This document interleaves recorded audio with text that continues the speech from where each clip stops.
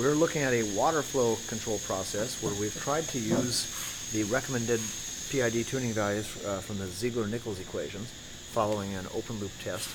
They recommend a gain of 2, an interval time of 6.7 seconds, and 0 seconds derivative.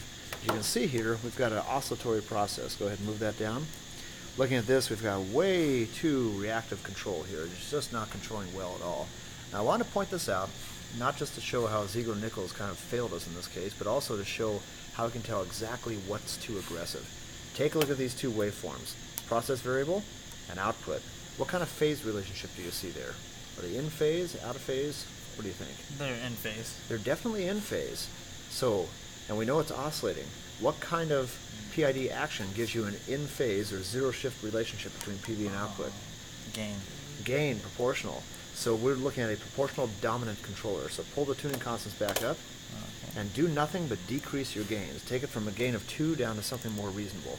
So maybe like 0.5. Sure, enter. Now, let's take a look at your graph again.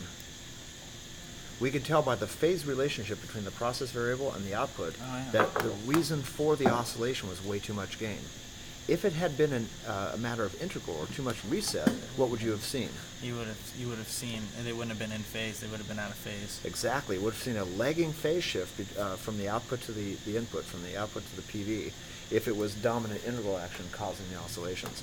So it's a nice clue to tell you what's going on, because oftentimes Ziegler-Nichols will give you recommendations that are way too heavy on gain, or sometimes heavy on the other actions too. It's nice to be able to look at a waveform and say, aha, that is an oscillation caused by blank, just by looking at phase shift. Then you know what to turn down. Make sense? Makes sense. All right.